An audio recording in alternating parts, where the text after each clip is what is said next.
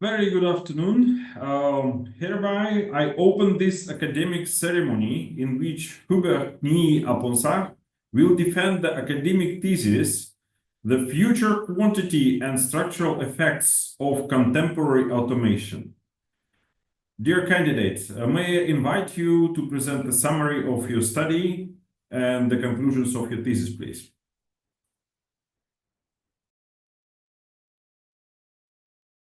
Thank you, Roberta.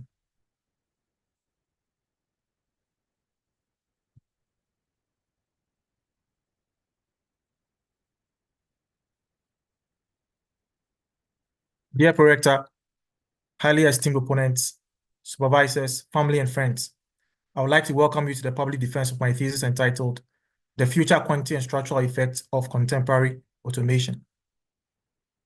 Modern automation is expected to yield several benefits, including a reduction in production costs and an increase in productivity growth, which can be linked with economic growth and improved living standards. However, these expected benefits are not without costs. Expected costs that represent concerns today. Broadly, these concerns can be grouped into the quantity and structural effects. The quantity effect relates to the levels effects, such as the possibility of mass unemployment, and this can be linked back historically to the Luddite protests. However, more recently, Frey and Osborne find that about 47% of US jobs are at high risk of automation, although not all researchers agree with this estimate, resulting in an intriguing debate. In terms of the structural effect, skill-biased technological change remains an issue, where technological change favors high-skill workers but displaces low-skill workers, which can cause economic inequality. Relatedly, there is the issue of routine-biased technological change linked with job polarization and jobless recoveries.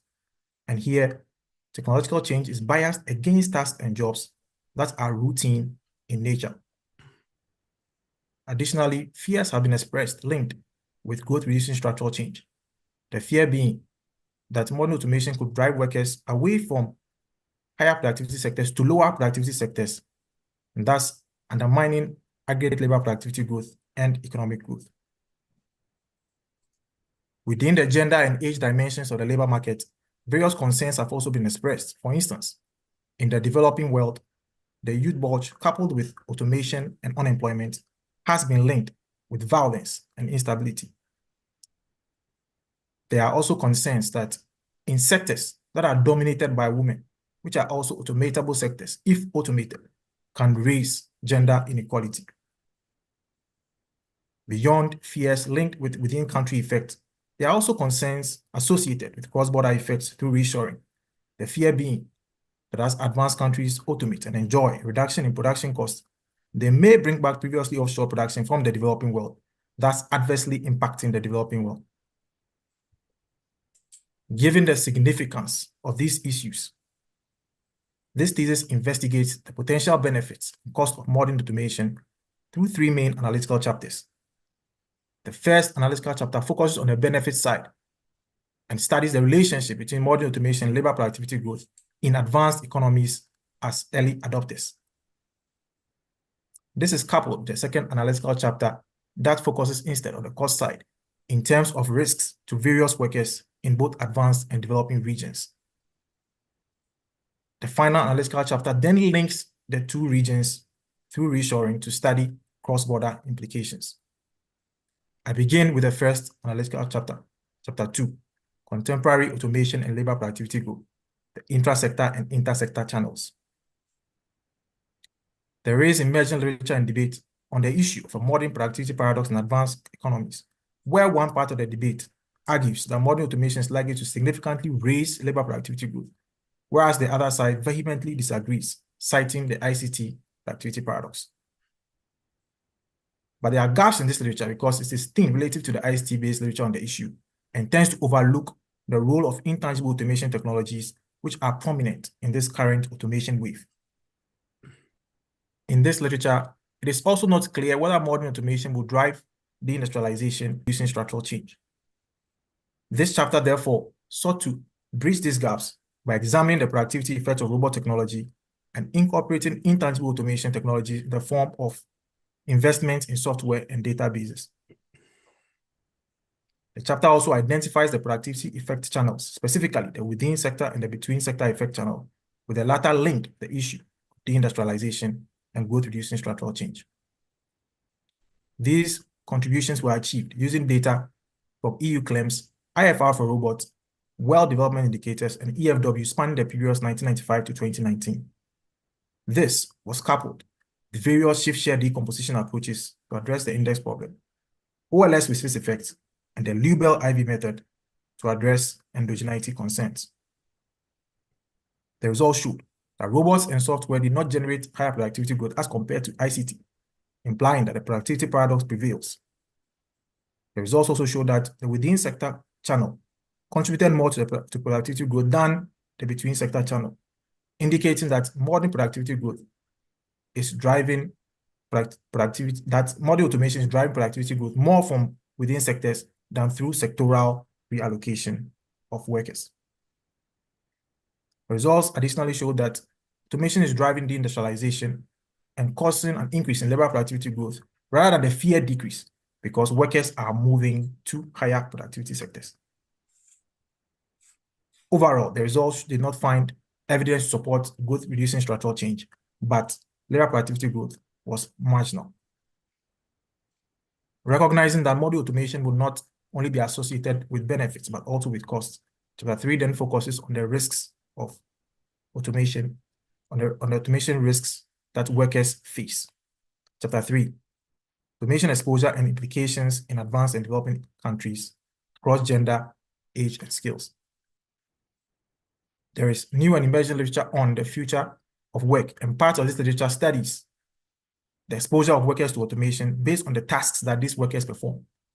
So that if a particular worker is performing more tasks that are difficult to automate, bottleneck tasks, then that particular worker is at lower risk of automation, such as a surgeon, for example. This is the issue of technological feasibility. But there are gaps in this literature because the developing world is largely underrepresented, and there is a limited understanding of risks to various subgroups of workers. In this literature, the issue of gender wage inequality is also underexplored, and labor adaptive capacity tends to be neglected, particularly from the supply side.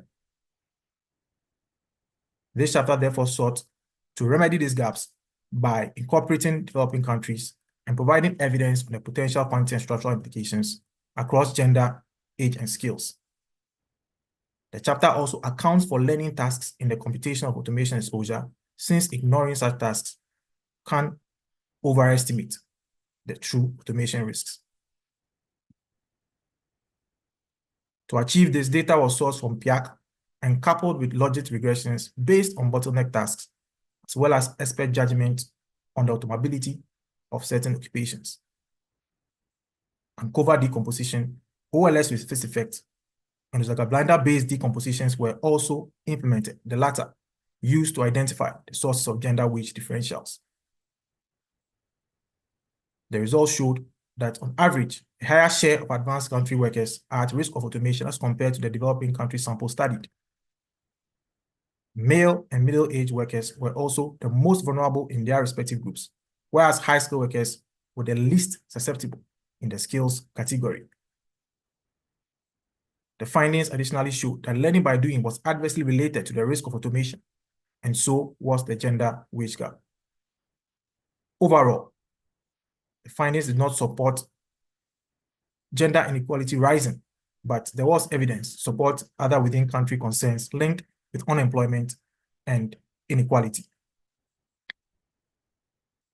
Beyond within concerns linked with within-country effects, Chapter 4 then studies cross-border effect through reshoring. Chapter 4, automation-induced reshoring and potential implications for developing economies. There is an extensive literature on offshoring, including works on various theories, drivers, and effects.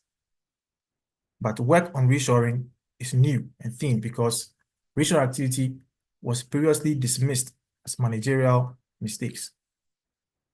Unfortunately, the current reshoring literature that studies the role of automation tends to focus on backshoring and ignores other activities such as nearshoring. This literature also neglects the fact that simultaneous offshoring and backshoring occurs within a global economy so that the ultimate impact on a country depends on their relative strengths. In this literature, there's also a focus on the use of robots, ignoring other intangible automation technologies. This chapter therefore sought to address these gaps by developing the World Trade Model with non-tradable sectors, which is an extension of Duchen's World Trade Model, to analyze reshoring in this broad sense, and to identify potential changes in global income shares. The chapter also accounts for tangible and intangible automation technologies. In terms of the methodology, data was sourced from WILD, the period 2014 being the latest version, and PIAC was used again. This was coupled with logistic regressions to estimate the automation risks, this time at the country sector level, instead of the separate country and sector levels, as was done in the previous chapter. The no-trade model of Duchen was also implemented to provide results that fed into the operationalization, the World Trade Model with non-tradable sectors, which was analyzed by constructing and comparing baseline and automation scenarios, the latter constructed by reducing labor coefficients based on the automation risks. The results showed that automation drives the reshoring of production activities away from the developing world, with lower income Asia and manufacturing being hardest hit areas.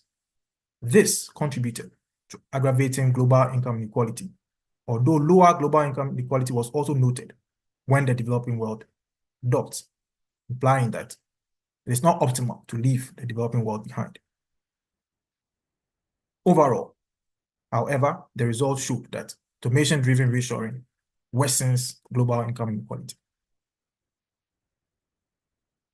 Based on the findings of this thesis broadly, it can be concluded that there is a negative outlook to the future of work from the viewpoint of the quantity and structural effect of modern automation, if modern automation focuses on replacing all technologically feasible tasks. In this case or world, there is evidence in favor of the likely occurrence of several concerns raised, including mass unemployment, economic inequality, jobless recoveries, and reshoring, while modern automation is only generating marginal aggregate productivity benefits thus far. There is therefore an urgent need for government intervention through social protection programs, fiscal policy, regulation, partnerships, and reforms to maximize the productivity benefits while reducing potential costs.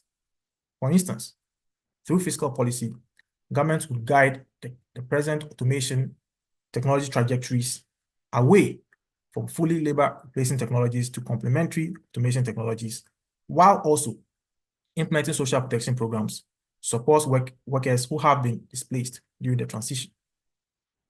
There is also a role for longer-term reforms. I would like to conclude by saying that it is critical that these policy measures be underscored by principles of prudence, inclusivity, dynamism, and they must be context-specific to be effective. Thank you. I yield the word back to the prorector. Thank you for your presentation. We start the opposition, and the opposition will be opened by the chair of the assessment committee, Professor Dr. Ludovico Alcorta, Professor Emeritus of UNUMERIT, Maastricht University. Professor Alcorta, the floor is yours. Thank you very much, Prorector. Can you hear me? Yes, good. I want to start by congratulating Hubert on a very interesting thesis.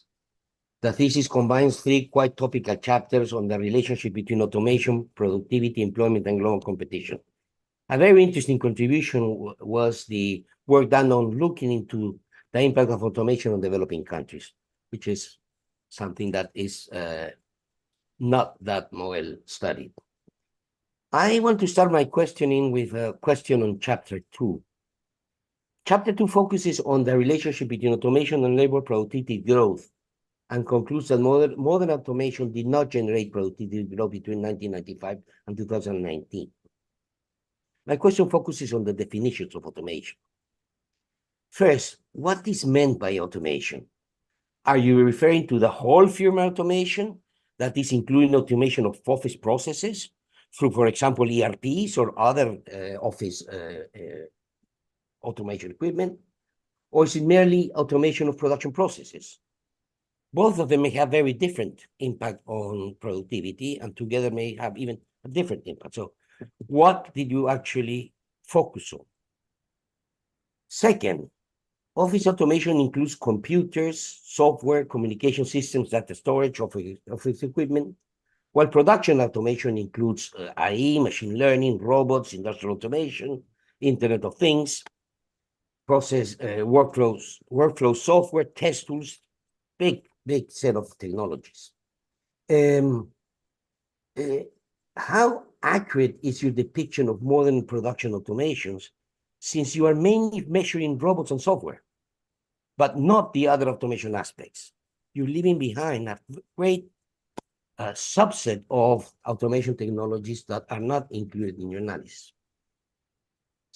Related to that, since ICT also includes computer hardware and telecommunications equipment that may be part of modern automation, and it is difficult to separate the software that is used for running computers and ICT than that used for automation processes, isn't there some inherent ambiguity in your variables?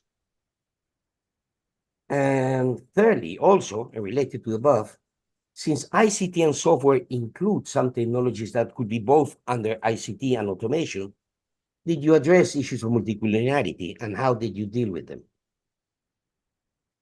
And thirdly, and I close here, to the extent that there is some ambiguity in the measurement of your variables, how may this affect your conclusions obtained? What nuances would you add to your conclusions? What could you do to strengthen your conclusions? I'll stop there.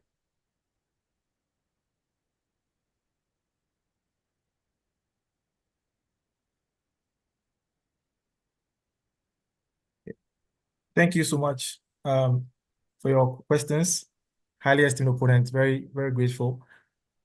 I start with the question on the focus on in terms of measurement of automation. So you are right, and I totally agree that there are many aspects of modern automation technologies. And indeed, in terms of automation, I'm looking at technologies that are replacing labor tasks. So I defined it more as those technologies that basically displace previous work that was done by humans. So that is generally the concept that I'm using.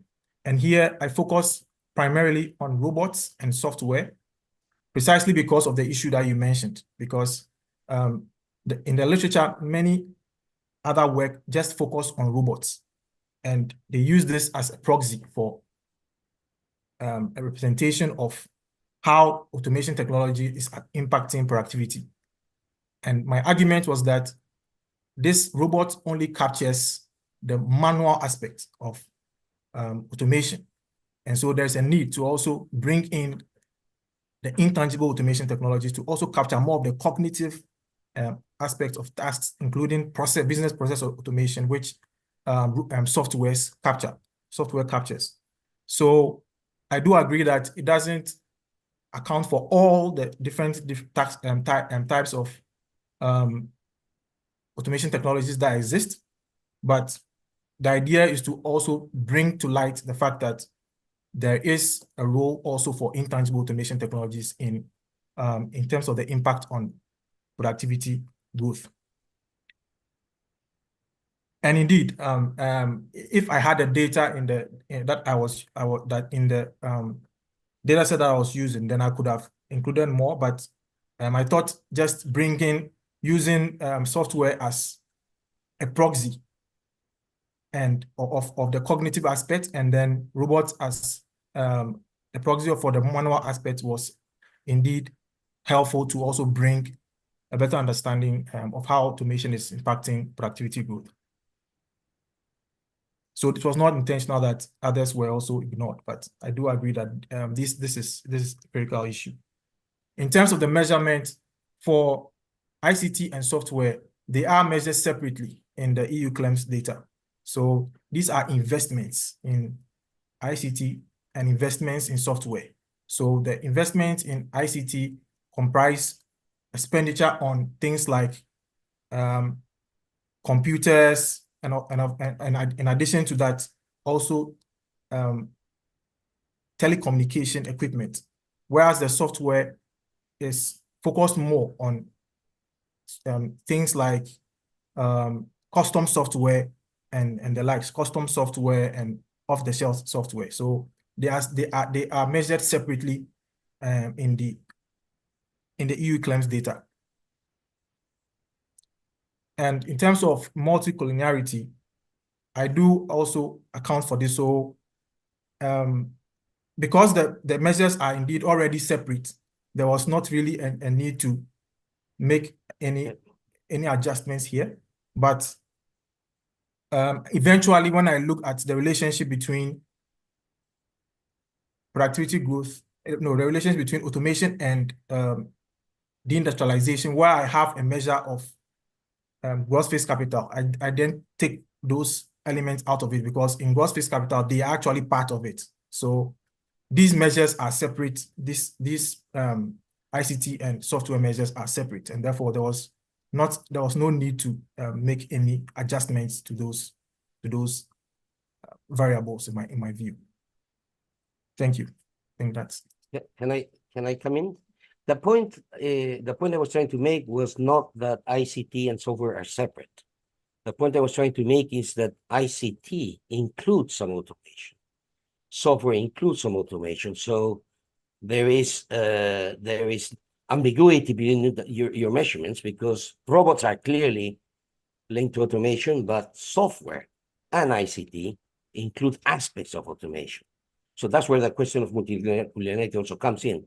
But so what would you say to that there is ambiguity? The variables are not perfectly defined. So that was the point I was trying to make. Okay. In terms of the way I see it from the measurement in the EU claim data and their methodology documents, they were separately defined in terms of what they're investing in. But if you're saying that both of them includes aspects of automation, Yes, then that is really the reason why I captured them, to be able to capture the aspect of automation that is relevant to those particular technologies, and to separately identify their effects on productivity growth. so, but the conclusion of the chapter is that the ICT has larger impact than robots or automation, ICDN. Okay. So yeah, so that's where I'm a bit confused about how we reach that conclusion if you have this ambiguity. Highly esteemed opponent, thank you again for coming in. So the ICT also has elements of automation. It does. The idea is that ICT was a previous wave. So it was a previous automation wave. So capturing that then is critical to. It's also critical in the regression. So because when I capture that, then I know what is separately the separate contribution from ICT as opposed to robots and software. So I compare, because the arguments in the literature is that ICT there's still a debate on that, but some like Gordon claim that ICT has yielded disappointing results. So it's a kind of automation technology that's also yielded disappointing results. So if it is the case that I am finding results that for robots and software that is lower than ICT, then it is already an indication that that as it is now, robots and software, or modern automation from the viewpoint of robots and software, are not contributing significantly to labor production. They are also contributing in terms of disappointing results, essentially. That was the idea.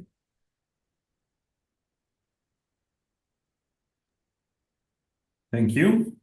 The opposition will be continued by member of the assessment committee, Professor Dr. Maria Savona, Professor of Applied Economics at Maastricht University and Professor of Economics of Innovation at Science Policy Research Unit at University of Sussex.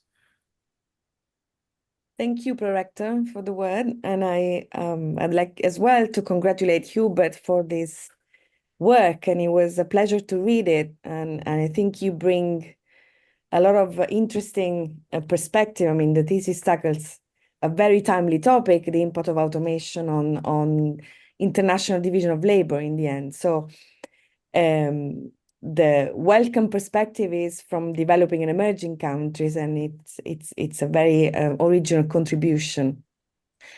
My question is more general on how your work, or how you can articulate the contribution of your work in the general debate around globalization or deglobalization and so on. So you mentioned, especially in the last chapter, the effect on automation on reshoring and the implication of this phenomenon for developing countries. However, the debate on this phenomenon really puts forward the role of, for example, friendshoring or nearshoring that are a bit different from the phenomenon you take into account. And I wanted to push you a little bit on this phenomenon, how you think your work can bring results from the perspective of developing countries to this debate of nearshoring and friendshoring that might have relatively something to do with automation, but not all. So can you articulate a little bit your reflections based on your work around this phenomenon? Thank you. Highly esteemed opponent, thank you for your question. Indeed, on the final analytical chapter, I focused on the implication of reshoring on the developing world based on automation that is occurring in both the advanced, mainly in the advanced world, but also later I also looked at both advanced and developing worlds. And in terms of deglobalization and issues related to also shortening of global value chains, I think that indeed this is very relevant because after COVID happened, it became clear that reliance on global value chains on certain critical materials can be a challenge. And so some firms decided to reshore, to basically ensure that they have more control over where they are getting their supplies. And so this contribution, especially the fact that I also include non-tradable sectors, is relevant to this because I do not just look at tradable sectors. I also look at the fact that there are non-tradable sectors where production is happening within the country, and consumption is also happening, so that there's dependence on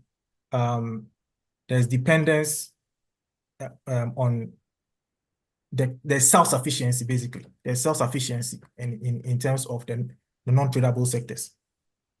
And so I do think that this is also, this contribution is relevant and speaks closely to the issues that you also raised. The aspect of nearshoring and friendshoring, which you mentioned, is more linked to the tradable aspect of the model, because that aspect is dealing with how countries are interacting in the global trade system, and nearshoring is essentially captured in the model because countries are moving. There's no limitation to where output is going. Basically, it's not that output is only coming back to the country in question. So it's not just about backshoring happening. There is offshoring happening. There's nearshoring happening. There's friendshoring happening. There's no limitation in the model, and I think the tradable aspect captures more of that, whereas the non-tradable aspect speaks more to the issues of deglobalization, as you mentioned. Thank you.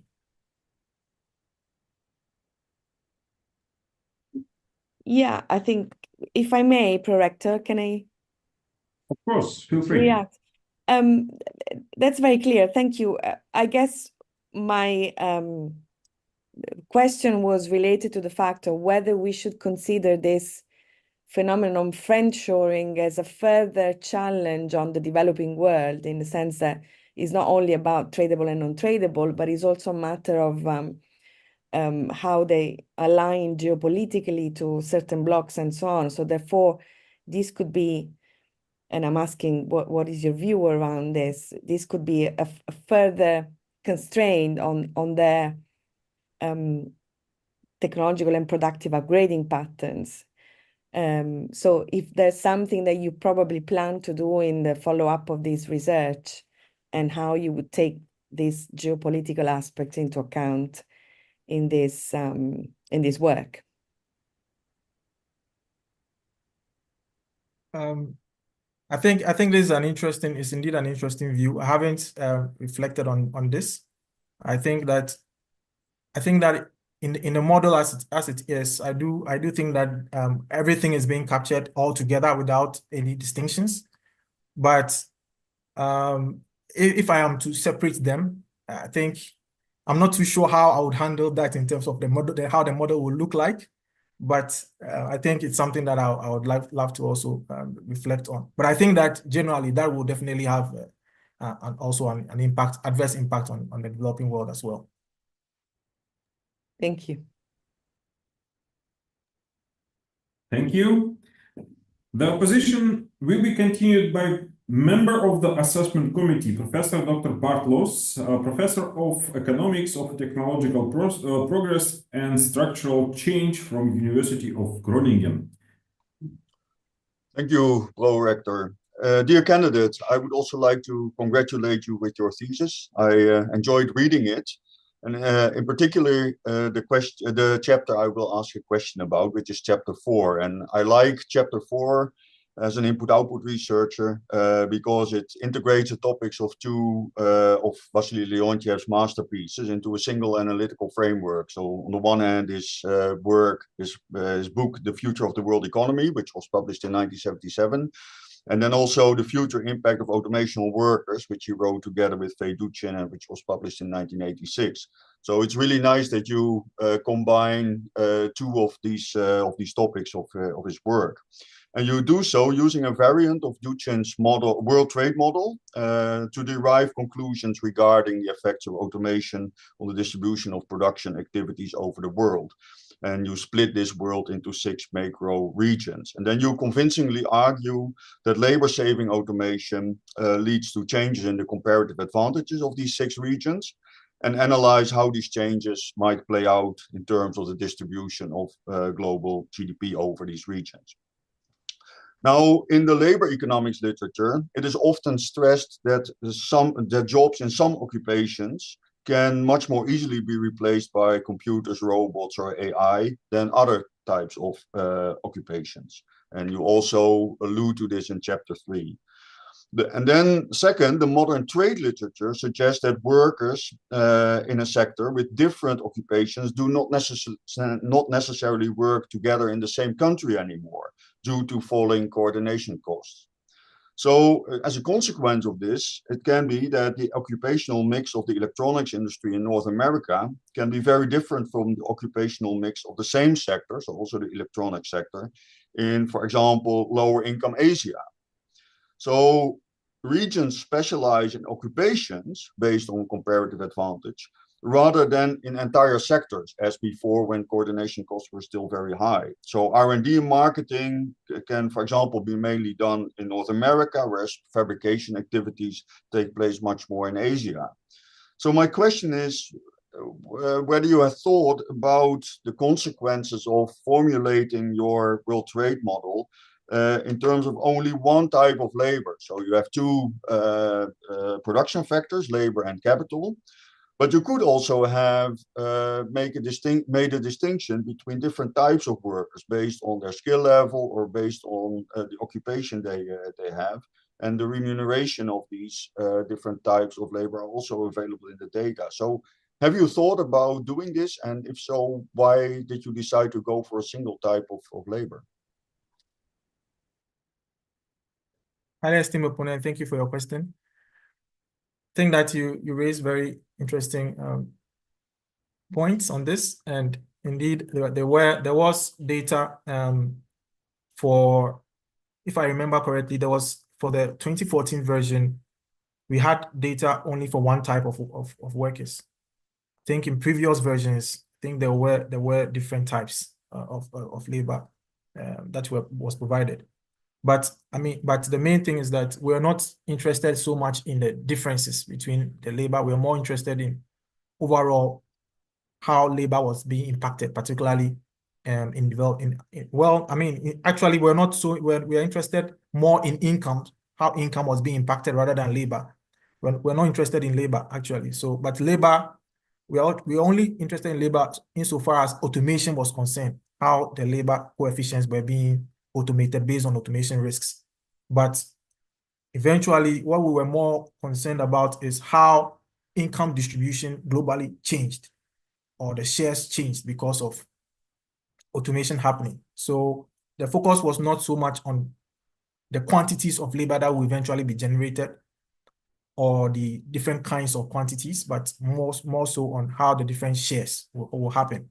And so as part of the assumptions, we actually assumed that labor was fully employed in each of the countries. There was full employment of labor. And so, and there was a reason for this. We did that because we wanted to make sure that there is a focus on, we wanted to make sure that there was a focus on labor, because once you make the labor constraint binding, then in terms of the complementary slackness conditions, what happens is that there will be a positive rent also in the dual model. So that's then translated into the how income will be affected for the different countries. And so this was what really we're concerned about, to focus on labor and to show that when we automate labor, there is a change in the incomes, and to see how the shares also change across the different country groups that we're interested in. And so our focus was not on labor, different kinds of labor. And that's why we did not do that. But if we were to have focused more on determining the labor quantities and how they were distributed globally in terms of the division of labor, then it would have been possible to use data on that to then look at how these differences would change. But that wasn't the objective here. Thank you. Okay, thanks. I don't know if I'm allowed to ask a follow-up question. Please feel free. Yeah, okay, thank you. Yeah, so I understand the type of reasoning that you just gave, but I'm still a bit concerned about the consequences also for the research question that you have, because in the setup that you use, comparative advantages are determined by just two factors, so capital and labor, if I understand correctly. Whereas the change in comparative advantage, if you believe that some types of jobs are affected more by automation than others, the true comparative advantages are determined by a multitude of production factors, like, for example, high-skilled labor, low-skilled labor, and capital. And then I think you can already have a different type of distribution of activities over the world, which do not only impact labor, but also income, because countries will specialize in different types of labor, so high-paying labor versus low-paying labor, for example. So I'm just curious to know if you have an idea into what direction your results would change if you would, for example, make this distinction between high-skilled labor and low-skilled labor, knowing that the impact of automation will be different between the two. Thanks. Thank you, highly esteemed opponent. I think, so I have to mention that one of the assumptions that we used, actually we divided our analysis into three main cases. In one case, we analyzed the income shares based on the data itself without making any changes. Then in a second case, we consider only an increase in the final demands, so that both capital and labor were binding constraints, or one was binding constraint in, at least one of them was a binding constraint in a country. And then the final case, which we actually present the results, we not only increase final demands, but we also, in addition to that, give each country very large capital endowment. And so each country has had very large inputs, let's say, of other factors apart from labor. For labor, we restricted labor as it was in the data, but for capital, we gave each country very large capital endowments, recognizing that labor and capital are not the only production factors in the model that ought to be considered. And so by doing that, we are also able to focus the analysis more on labor in terms of what labor was generating in income, because once we made capital very large, it meant that capital was never a binding constraint, ever. And so this in terms of how it affected income, I mean, capital did not really affect income in terms of the scarcity rents, whereas changes were more from the labor, from labor. If we were to analyze it with different types of labor, I think that one is an empirical question, I would say. I don't think that is something that I'm able to immediately tell. I think I may have to, especially when the focus now is on the incomes. I don't see how that change would also change the income distribution. I think that overall the results will be similar, in the sense that I do think that advanced countries will still benefit while the developing world suffers. I think what seems to me that is critical here is also that that when automation takes place, there's a reduction in production costs.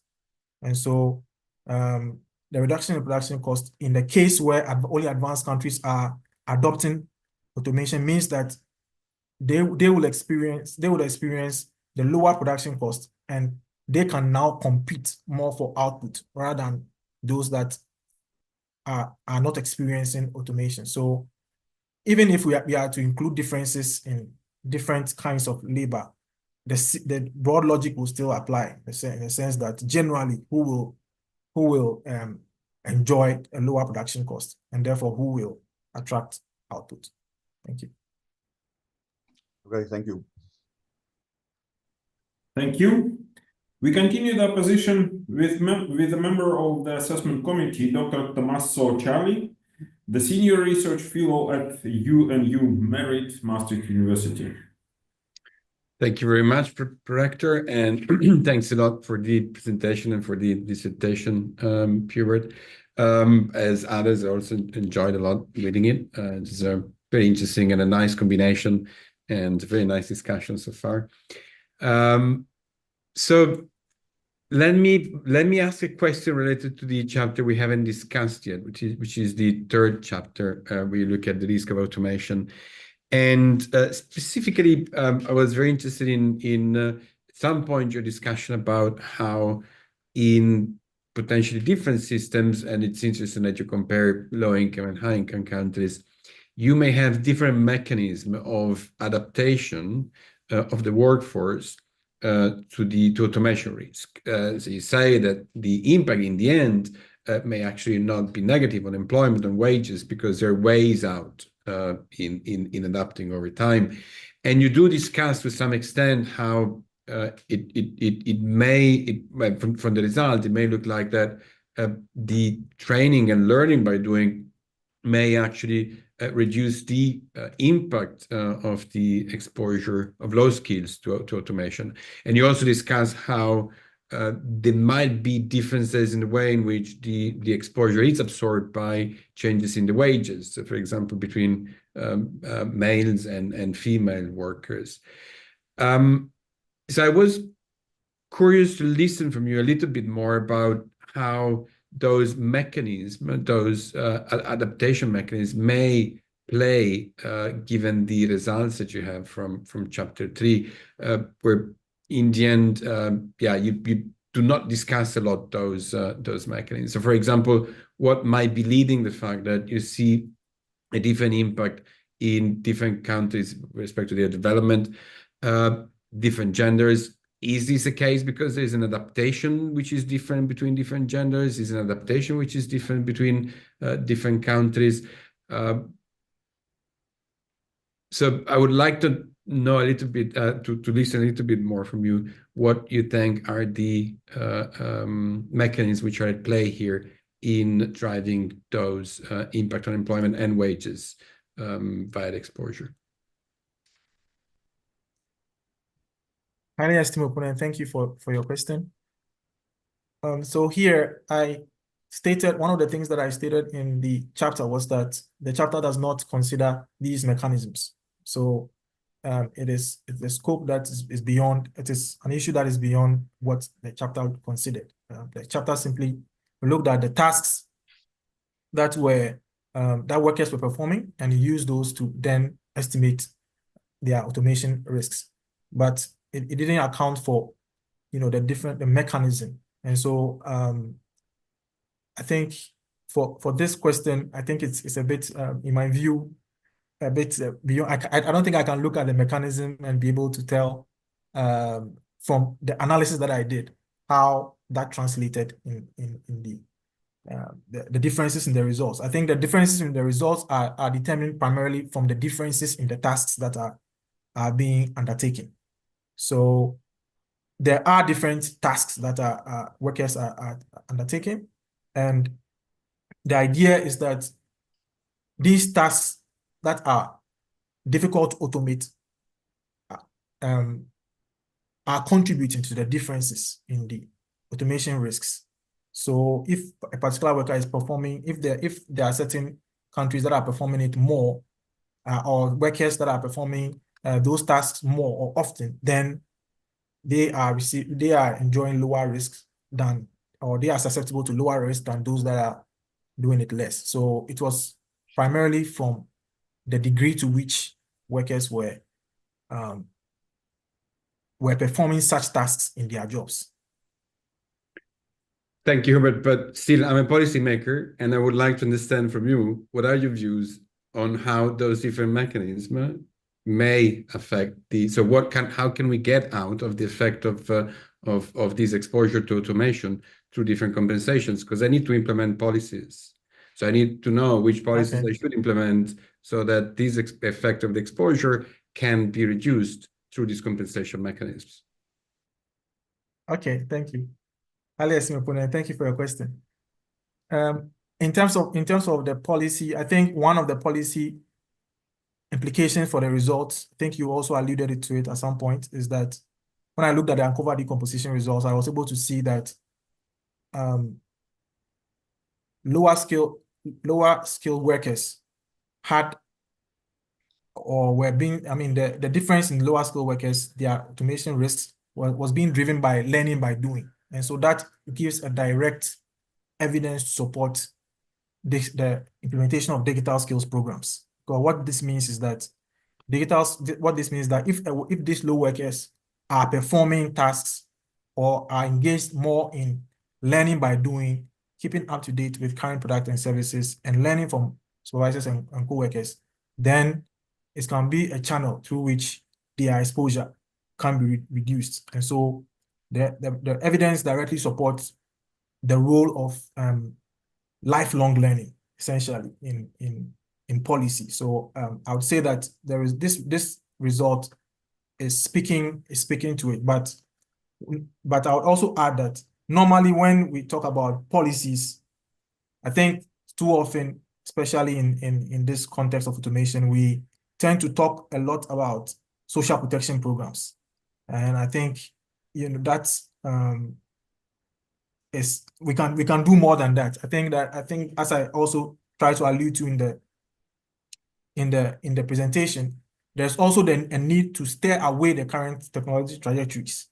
So there's a need also to make sure that we are not focusing too much on and excessively on automation technologies that are fully replacing labor, such as robots, for example, industrial robots, as compared to cobots, which is collaborative robots. And so there are I think that in terms of policy, there is a policy mix that needs to be considered, and not only social protection programs, but the result that you speak to directly speaks to the need for social protection programs to help low skilled workers to basically become less susceptible to automation. Thank you.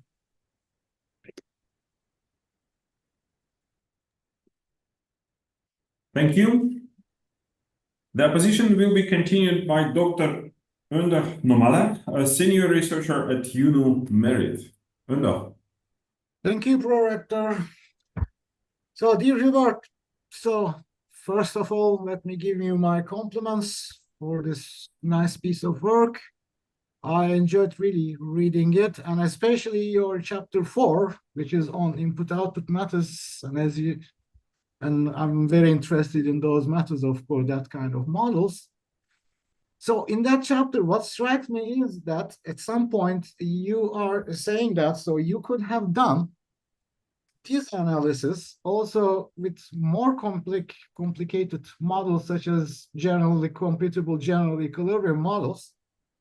And I'm saying that you just didn't do that. Your choice for this linear Duchin model is because of the necessity of extra assumptions that are needed for the more complicated models. So this I understand. For example, you would have to, make assumptions about elasticities of substitution and so on for between the capital and labor in order to operationalize this kind of complicated models.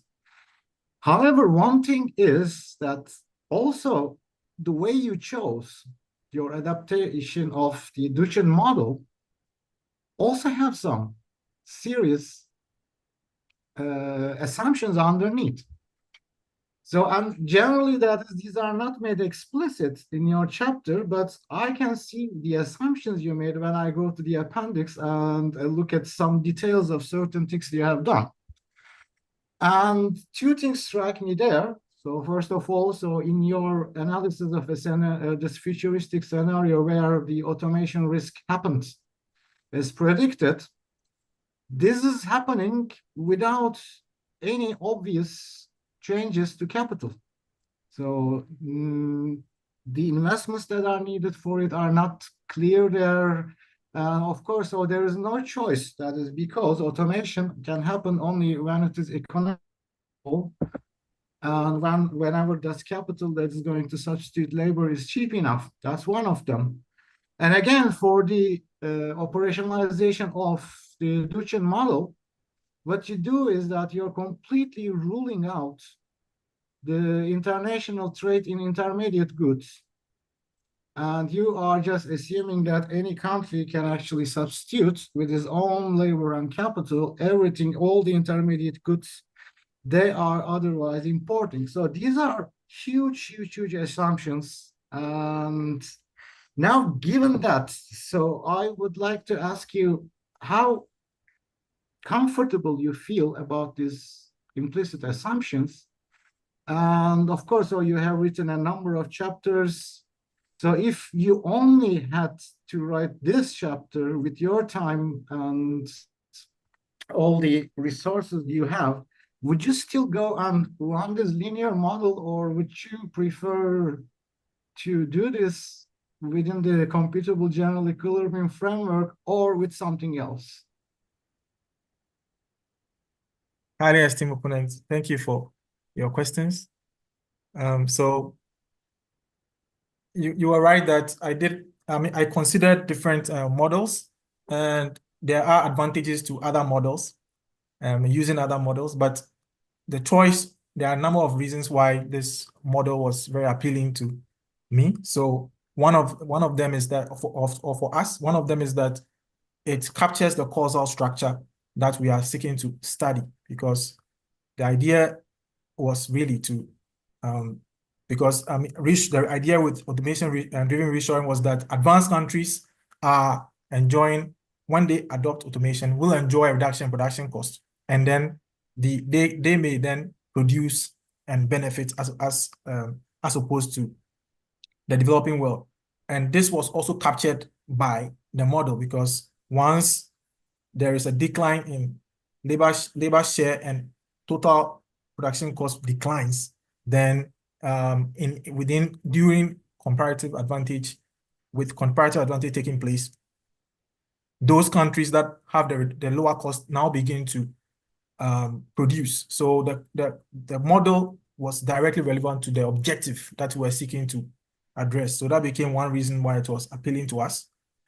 Another reason why it was appealing also is that it is flexible and it is a model that takes into account some, I think that argument can be made that it takes into account some environmental considerations, because when the first of all, it is a model that looks at declining production costs, and then it is also a model that takes into account certain opportunity costs. So as I mentioned earlier, when the constraint is binding for the feasibility constraint, in other words, when a country is using all of its resources, then there is a positive scarcity rate. So it accounts for some element of environmental issues as well, which are really important, which is not something that any other models easily capture. So these are some of the considerations that made it attractive to use, in addition to the fact that it is also less computationally intensive as compared to other global models. So these were some of the reasons. In terms of capital and the fact that there's a limited input substitutability, as you mentioned, I think it is accurate, and I think that it depends on how one sees it. It can be an advantage, at the same time it can be a disadvantage, because if one sees it from the viewpoint of the input substitutability not influencing the results, or okay, so let me put it this way. So the advantage of what currently exists is that when automation happens and there's a reduction in production cost, what we are seeing, or what we see, is mainly from the change in the labor coefficient. It is not from change in the labor coefficient, in addition to also input substitutability going on. So if the researcher is interested, or the modeler is interested in addition to automation, how these mechanisms will also influence the results, then that is fine. But for us, that was not a major issue for us, because the model, as we saw it, captured the causal structure that we were interested in terms of the research objective. And in terms of whether international trade in intermediate inputs is captured, I do think that we do capture it, because there is the global trade is such that some countries or country sectors are producing intermediate products, because some country sectors are producing, let's say, steel, whilst other country sectors are producing cars. So under specialization, different countries are producing different aspects. And definitely when there's an increase in the output for cars, it must mean that there was also an increase in an output for an increase in the intermediate for the production of cars. Otherwise, cars could not have been produced at a higher level if under specialization. So it does capture intermediate trade, but does so implicitly. It doesn't do it in a manner that we observe. What we observe is final output distribution, the final output distribution across countries, but there is implicit international trade in intermediate input also happening.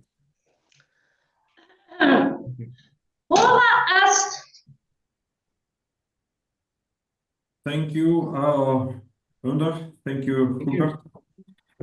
Hubert Nii-Aponsah, the time appointed for defending your thesis has passed. The degree committee will now withdraw to discuss the quality of your thesis and the quality of your defense. And I request you to wait for the results of our deliberation and our return.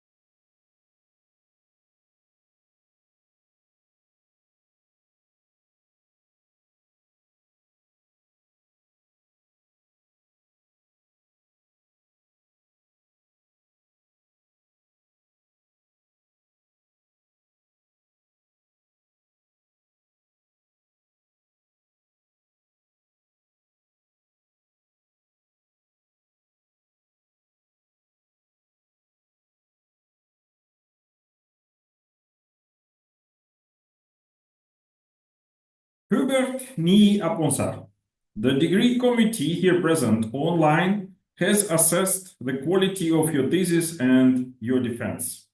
In view of its positive verdict and taking into account your previous qualifications, the degree committee has decided to grant you the degree of doctor. Professor Vesparen is authorized to confer upon you this academic distinction in accordance with Dutch university custom. I invite your supervisor now to take the floor. Thank you very much, Mr. Prorector. I have to start, Hubert, I have to start with another question, and that's the following question. Do you promise to work in accordance with the principles of scientific integrity at all times, which are to be careful and honest, transparent, independent, and responsible? Yes, I do. Okay, that's the correct answer. So then, by the authority vested in us by law and in conformity with the decision of the committee here present online, I hereby confer upon you, Hubert Nii-Aponsah, the degree of doctor and grant you all rights attached by custom and law.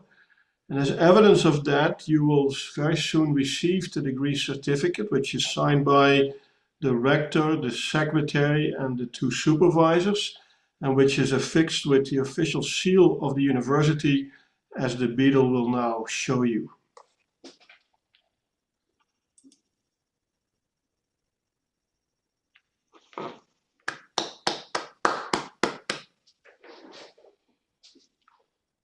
Thank you so much. Okay, so dear Hubert, let me say a few words. First of all, congratulations for getting this doctorate degree. I was surprised to see how serious you were during all your defense. I always see you with a big smile when coming to our office and our meetings, and you were so serious for a whole hour. But you did a good defense. You got tough questions on policy, on methodological grounds, on connections with reality, and you managed to give responses to all these questions. Let me say a few words about the way Bart and I worked with you. It started in 1979. I think you just started, and already from the start, you were already thinking of who are going to be my supervisors. And then you talked to Bart, you talked to me, and for a whole year, while you were doing your coursework, you already started thinking about your thesis.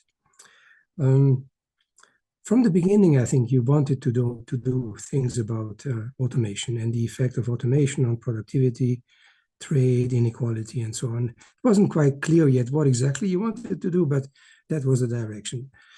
Then you contacted Bart and me, and we had discussions. That took actually a little while before we came to a plan of what would be interesting questions to investigate. I looked a little bit at the emails exchanges we had with you. And just like, some scientists look at the number of patents to determine inventiveness, I looked at the number of communications we had to see the evolution of your work. 2019 we had 1. The next year, 38, and then 88, and then 99. And then it started to go down, 68, and the last year, 60. So it's almost a normal curve. Whenever you asked for appointments, you were always very polite, sending us your work, the chapters, asking us to respond, please respond, and you look forward to our responses. It was kind of always very interesting. And another thing is that you had a tendency to send one email, and then 2 minutes later we got a second email, and then we got a third email. That was another one of your interesting features. And finally, I would say that of all the students I have had, you are kind of a mysterious student. I know you in your exchanges with us, but I don't know very little about your outside life. Where exactly you live, what is your status? I think you got married. I think you said it just in passing, but you never told us about this. So this is also another characteristic for you. And actually, I'm eager to know what exactly you're going to do right now, once you now that you have your PhD degree. But in any case, I think you will do a good job. You as an economist, I hope we have given you a good training, and I wish you a lot of success in your future career. Thank you so much. Thank you, Pierre, for warm words. Dear Dr. Nii-Aponsah, dear Hubert, also on the behalf of Maastricht University, I congratulate you with the degree you just acquired. I hereby declare this ceremony ended. Thank you.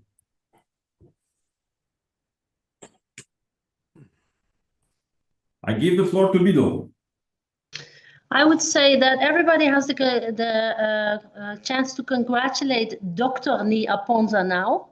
And I would say start with the supervisors and we do the order of opposition maybe.